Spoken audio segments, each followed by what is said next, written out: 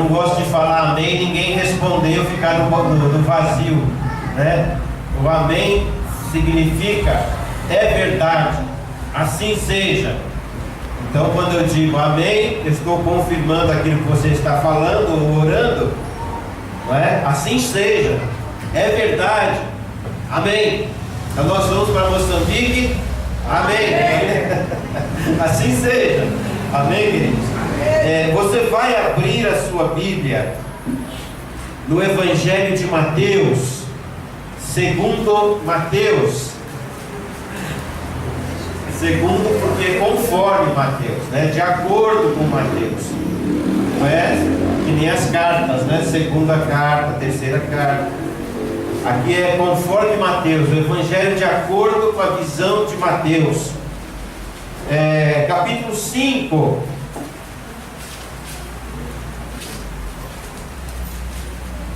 Mateus 5.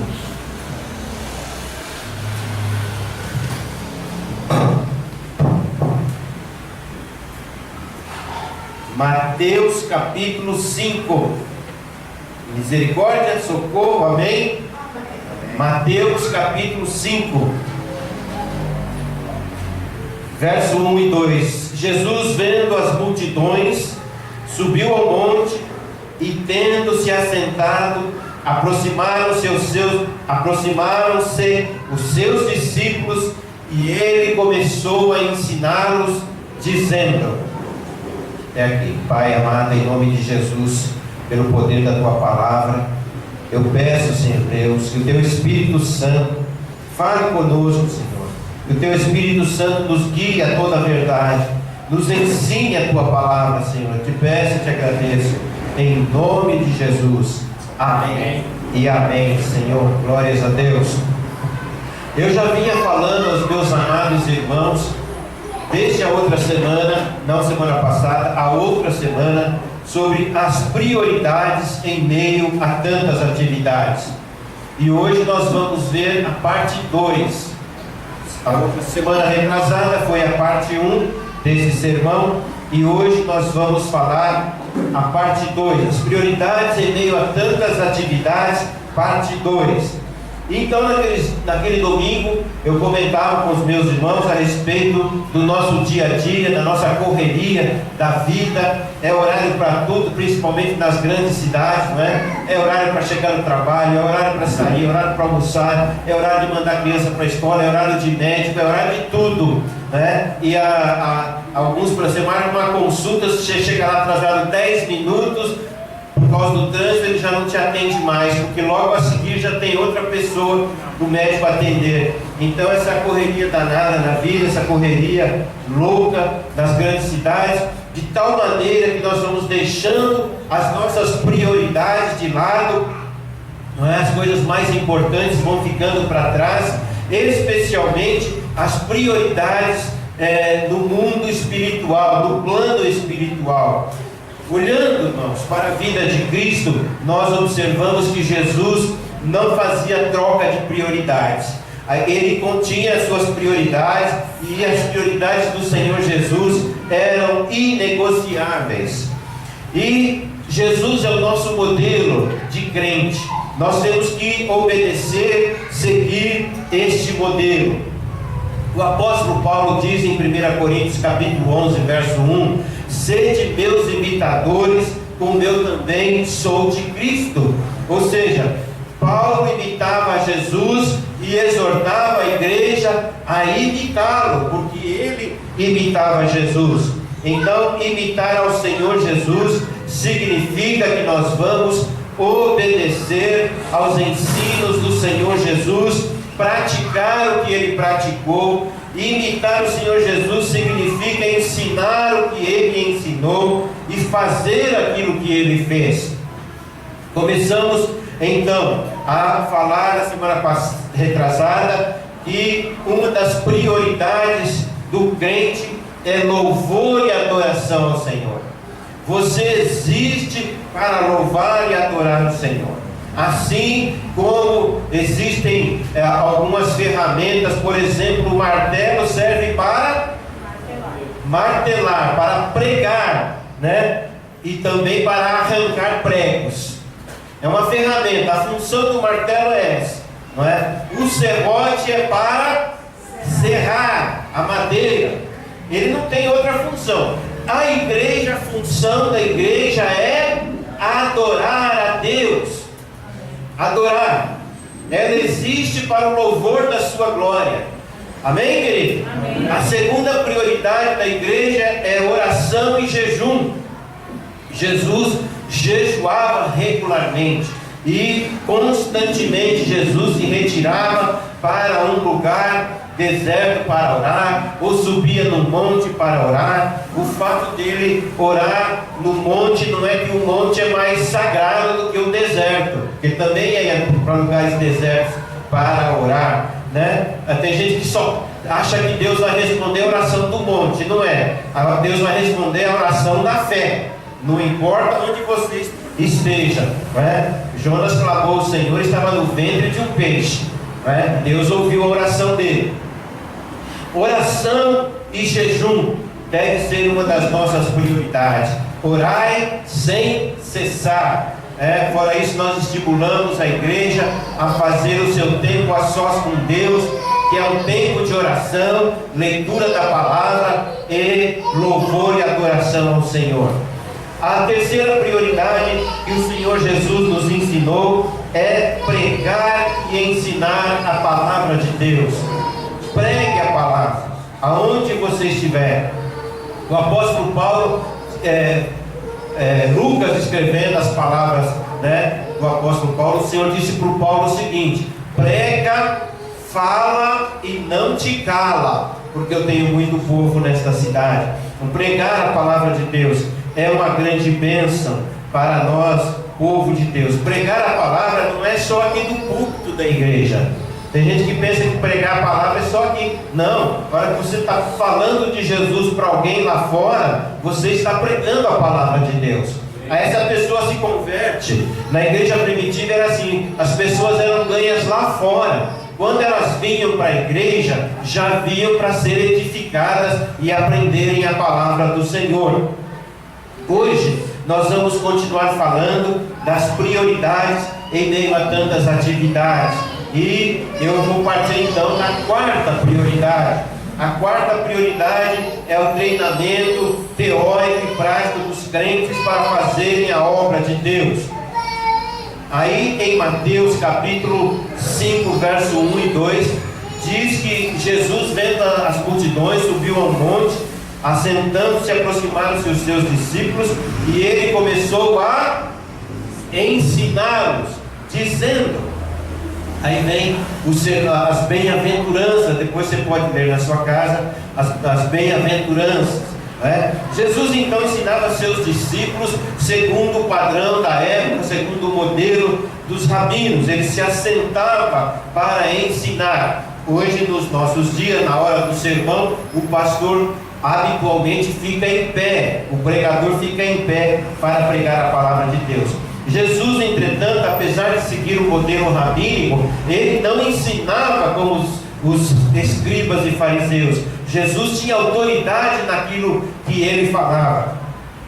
Jesus ensinava com autoridade. Sabe por quê? Porque ele era fiel à sua palavra. As pessoas ficavam maravilhadas de ver os ensinos do Senhor Jesus. Ele tinha convicção naquilo que pregava. E eu vou te dizer, meu irmão, se você, quando prega a palavra de Deus aí fora para as pessoas, ou nós aqui do púlpito da igreja, seja como for, nós não confiarmos, nós não crermos naquilo que estamos pregando, o incrédulo também não vai crer.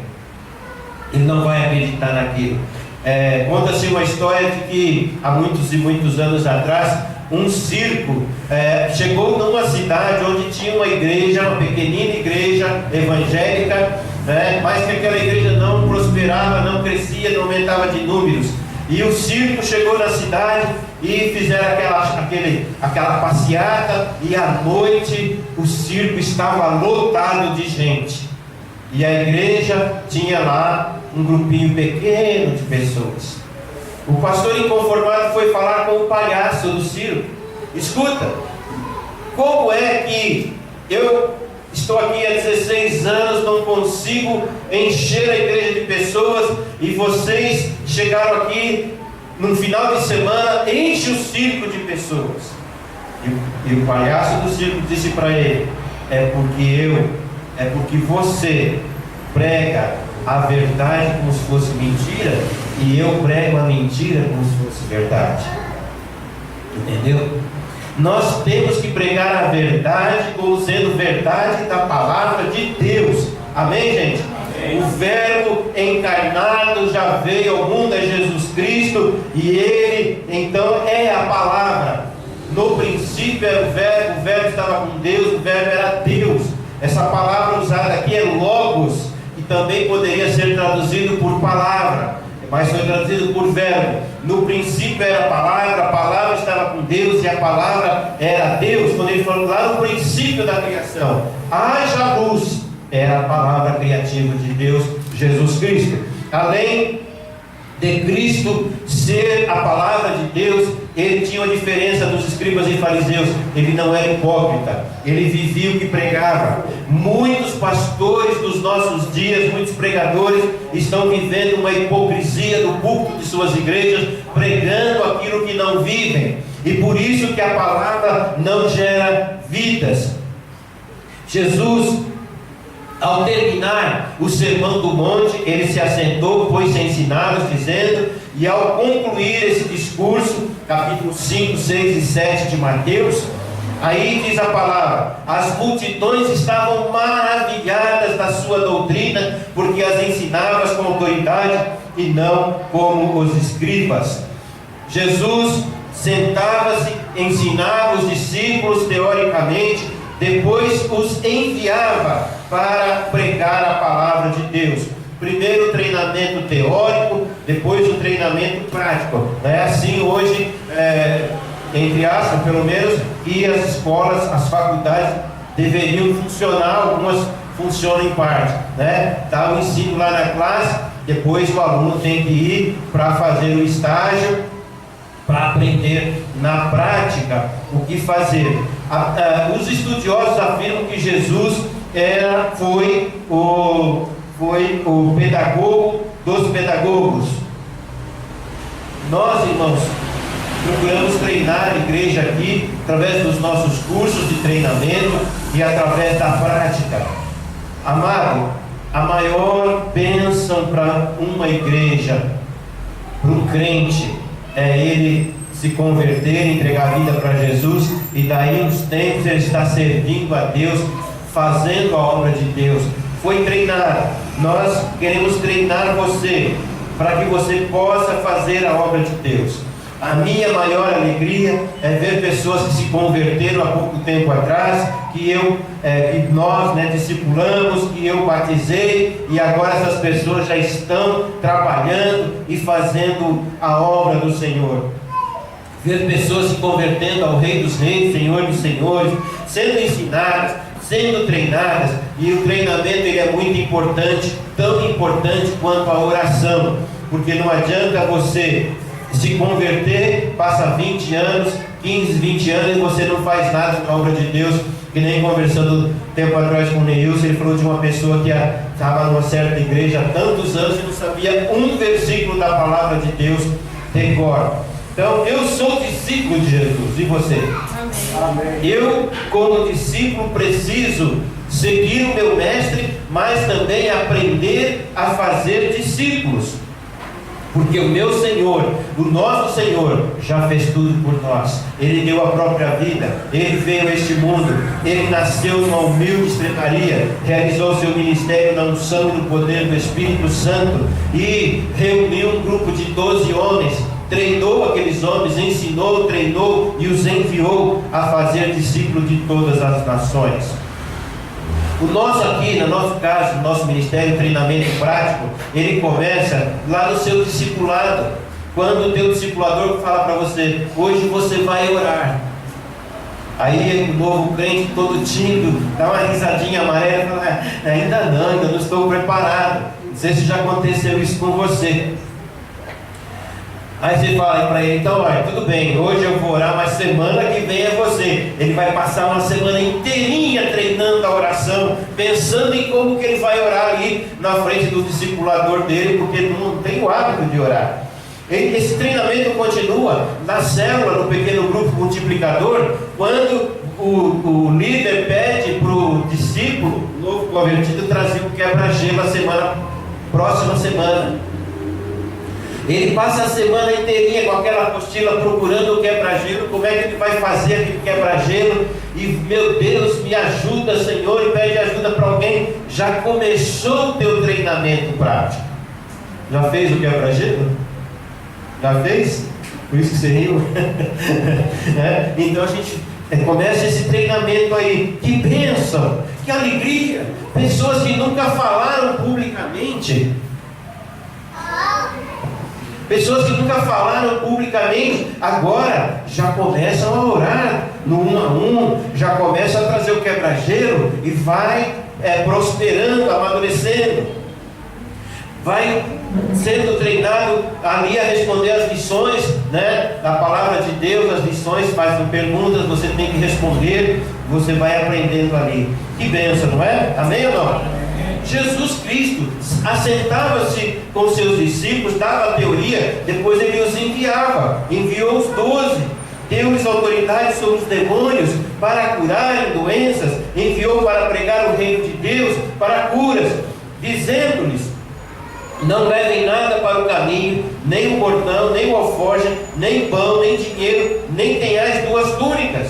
Então Jesus treinou e mandou e enviou os 12. Depois de um tempo ele mandou 70, dizendo para eles: olha, vocês vão adiante de mim, de 2 em 2, em toda a cidade, vão anunciando que daqui a pouco eu vou chegar, que o reino de Deus está chegando. E dizia para eles: a seara é grande, mas poucos são os trabalhadores. Vamos orar para que Deus mande mais trabalhadores para a sua seara. Amém, irmãos? Então, o meu papel, o papel da nossa liderança é treinar você para que você não fique um crente bebezinho espiritual para toda a vida, mas você tem que querer ser discípulo. Não adianta a gente ensinar e você não quer ser discípulo. Se você não quiser, nada vai acontecer. Você precisa querer.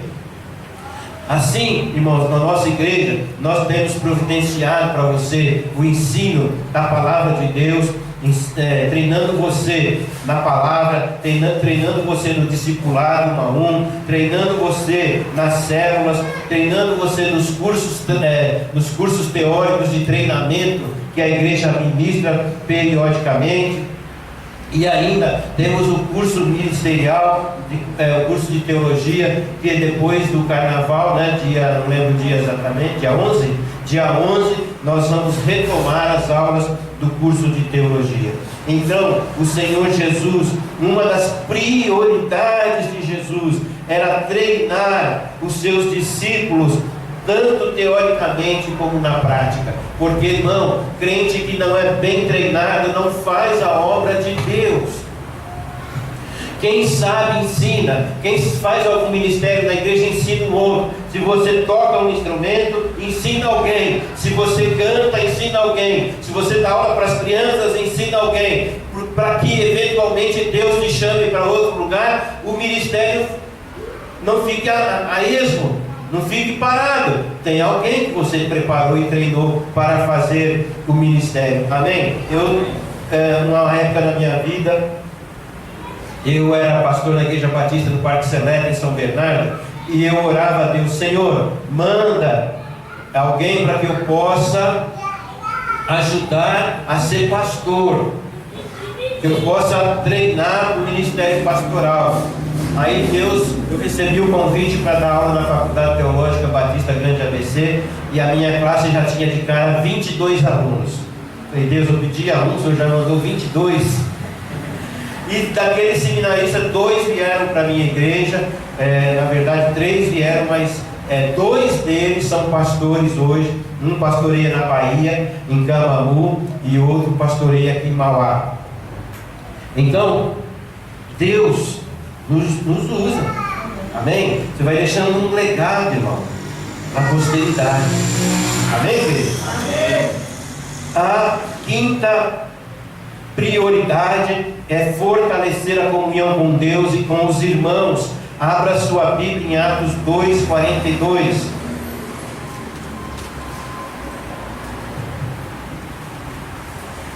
Atos capítulo 2, verso 42.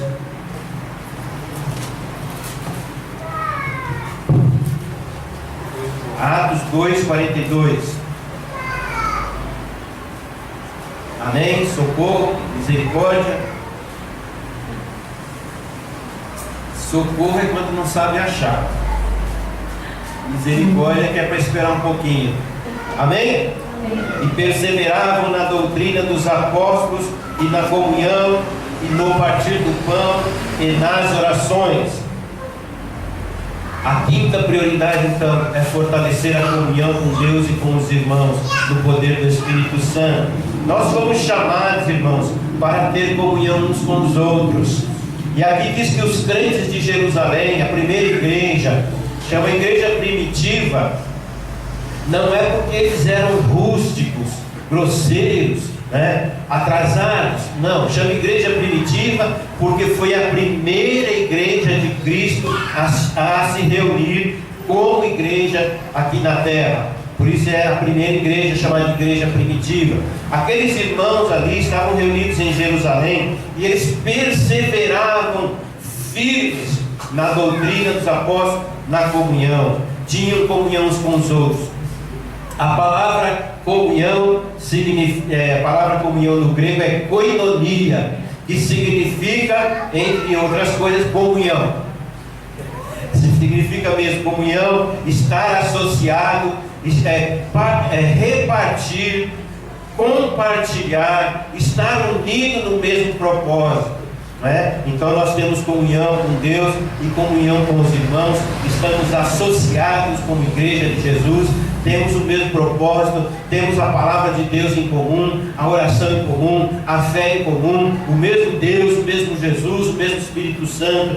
E a igreja então, ali em Jerusalém, permanecia firme na comunhão, na doutrina, na oração, no partir do pão.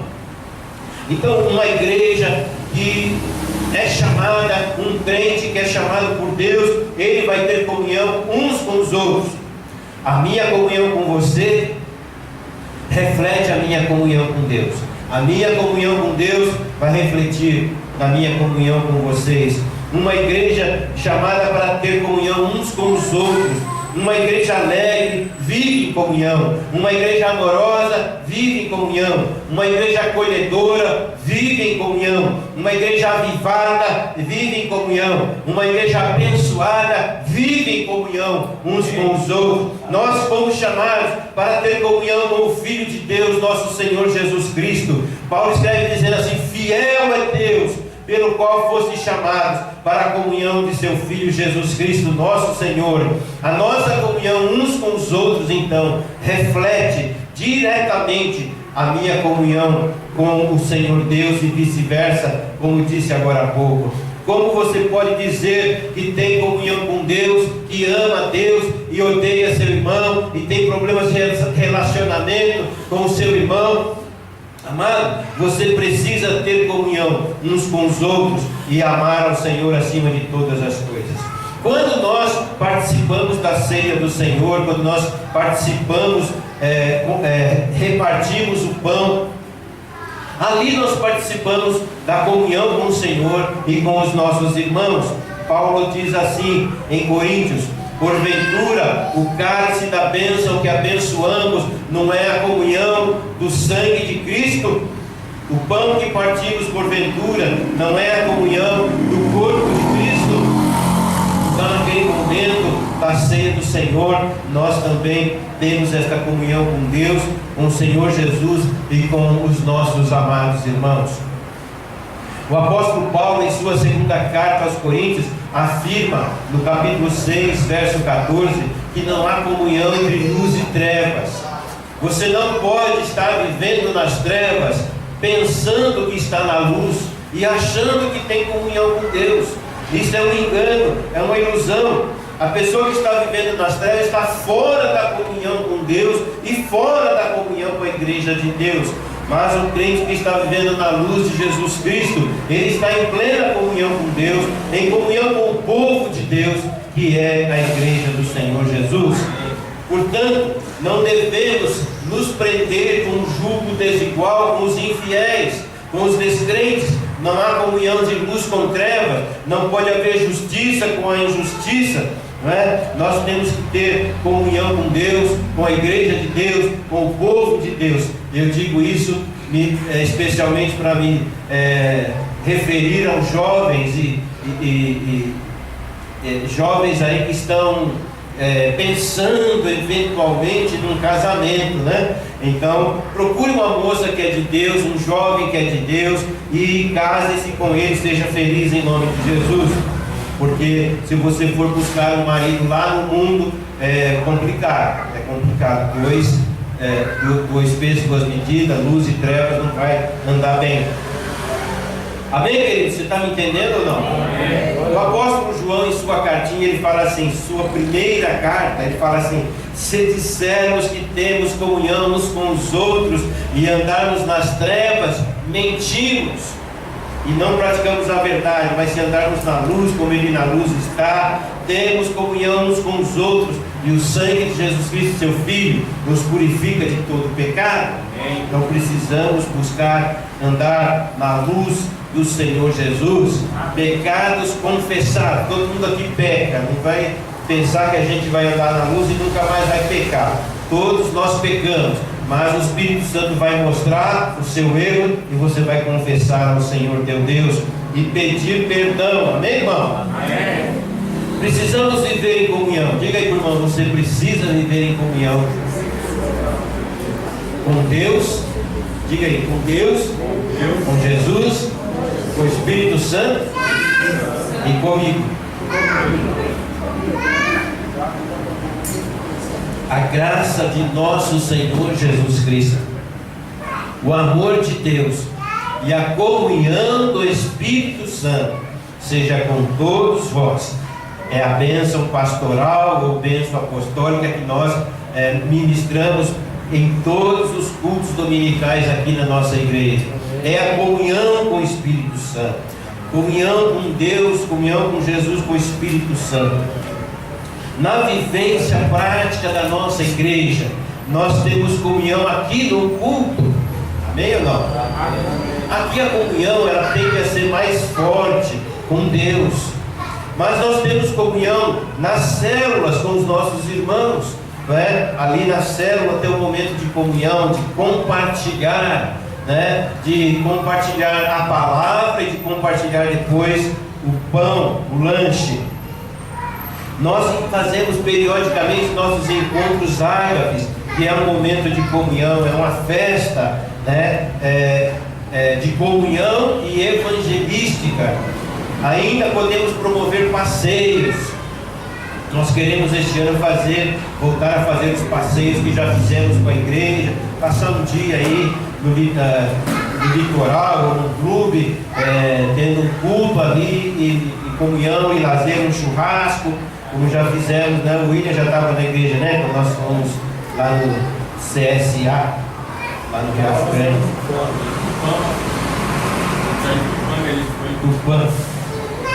Comer juntos é um momento de comunhão. Você não pega, a não ser nos restaurantes, hoje você come ao lado de pessoas estranhas, mas cada um na sua. Mas você não pega alguém aí na rua que você não conhece e leva para comer na sua casa para ter comunhão com ele, né? Mas os crentes podem fazer isso, os discípulos podem fazer isso. Os discípulos podem convidar o discipulador um dia para ir comer lá uma comidinha gostosa na sua casa e vice-versa, viu, William? Viu, William? Oh, glória! Realizar tarefas juntos, né?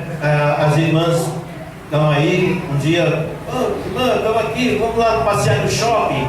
O marido antes vai lá e tira o cartão de crédito e deixa elas irem para o shopping passear, né? Que o mulher adora ir para o shopping, não é para comprar, é para ver as vitrines, ver as novidades, né? Então deixem ir ver vitrine, ver de novidades, né? Amém, queridos? Amém. Você pode usar hoje os recursos da internet, enviando mensagens, telefonando, é muito bom, mas comunhão mesmo, eu acredito que precisa ter voz, ter olho, ter abraço, né? Ter os órgãos de sentido funcionando. Amém, gente? Amém. Então, a quinta prioridade é fortalecer a comunhão. Diga comunhão. Comunhão. A sexta prioridade é servir a Deus através do ministério de cura e libertação. Abra sua Bíblia em Mateus 14, verso 14. Capítulo 14, versículo 14.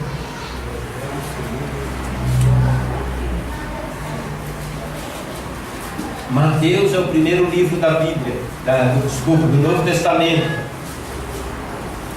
Primeiro livro do Novo Testamento.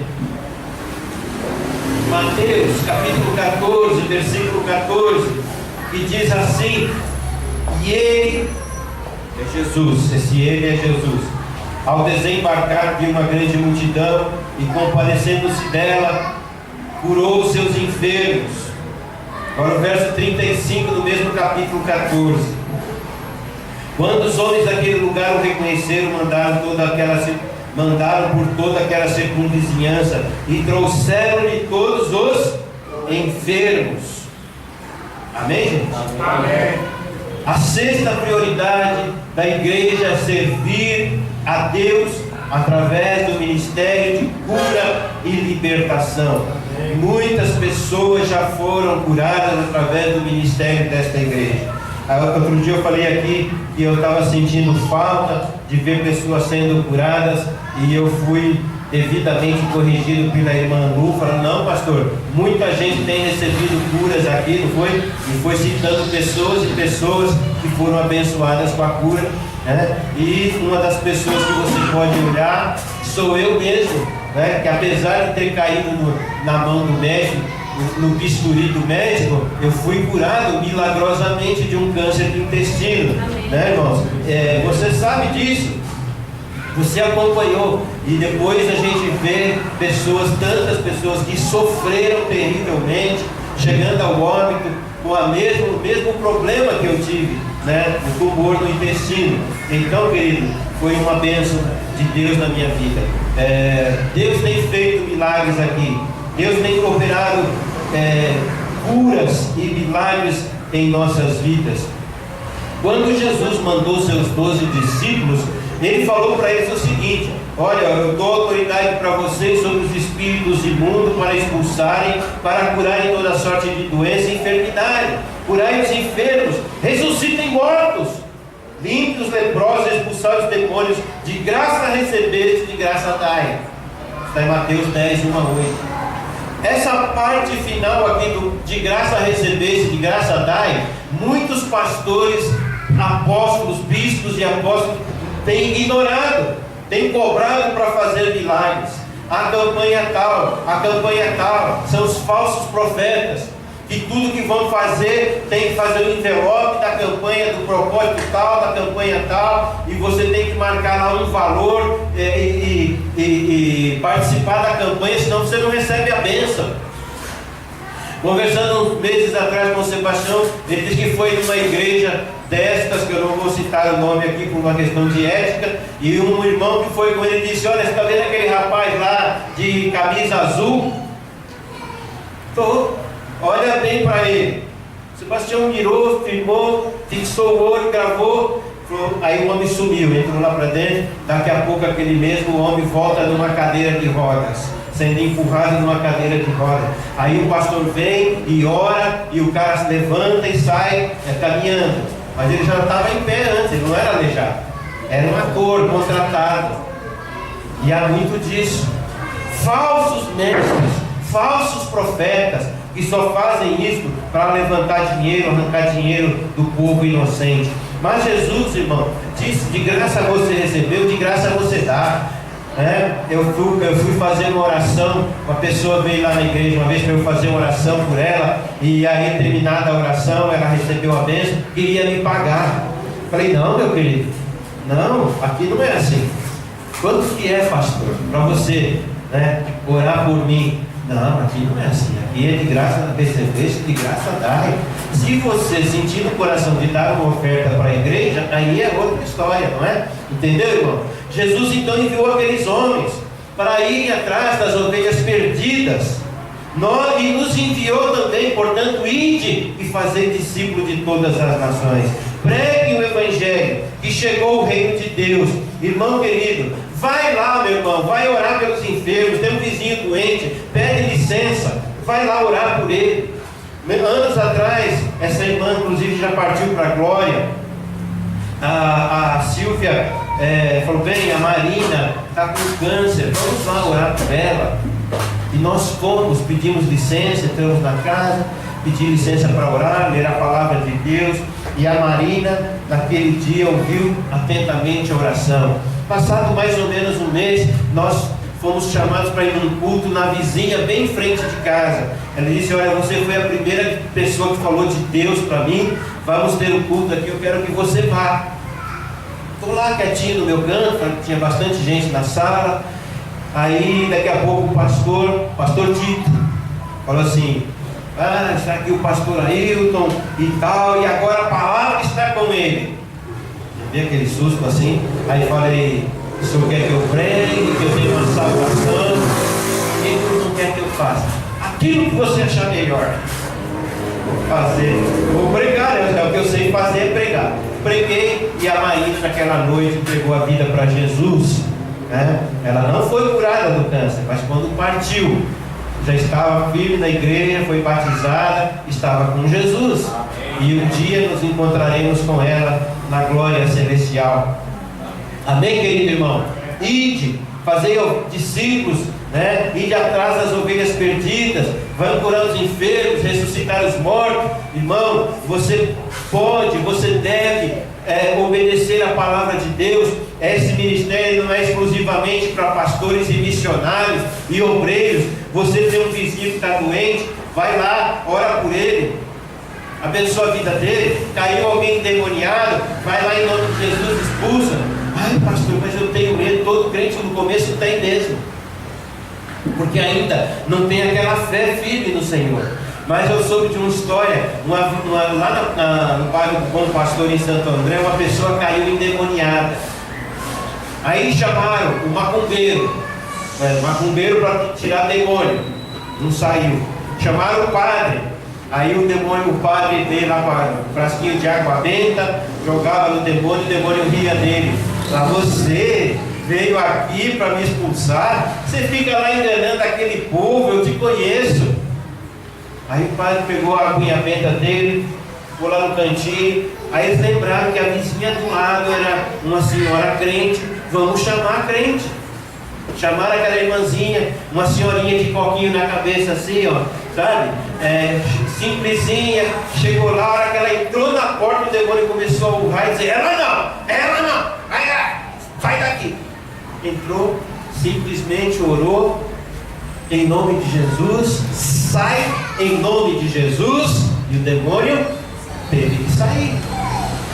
Não foi no nome dela, não foi na água benta, não foi no nome do Papa e nem do Padre, foi no nome do Senhor Jesus. Ela orou uma simples oração e o demônio saiu.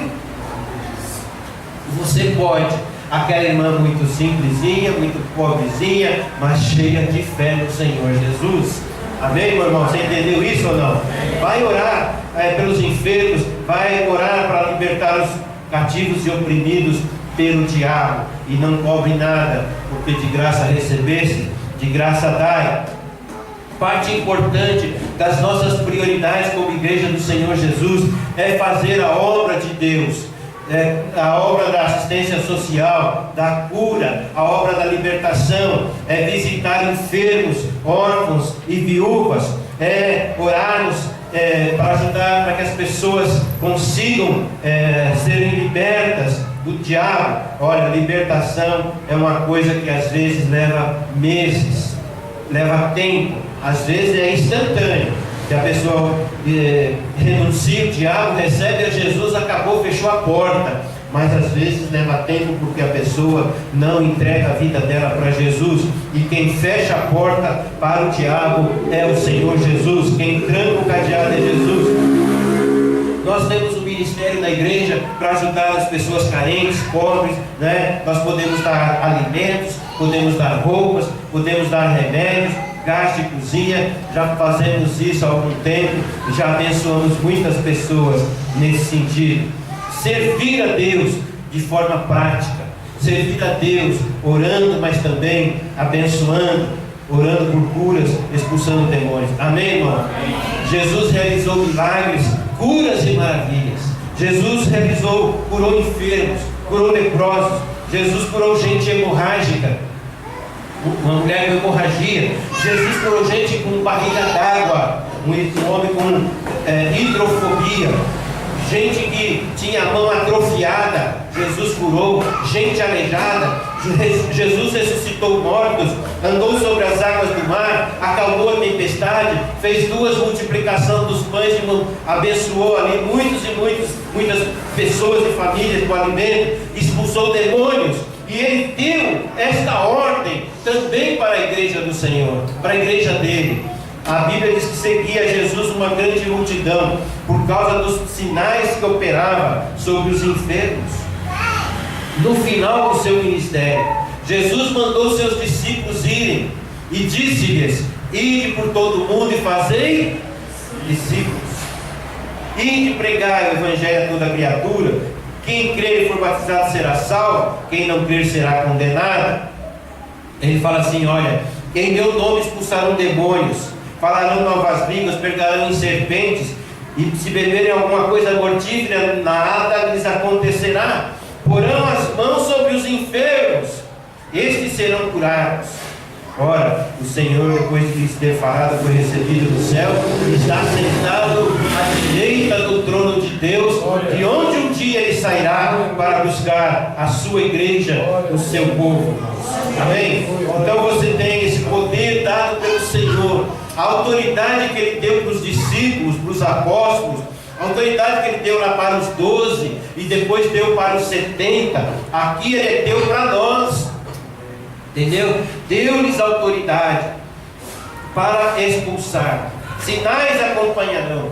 Você pode, tenha fé. O Senhor te chamou, o Senhor nos chamou para fazer a sua obra.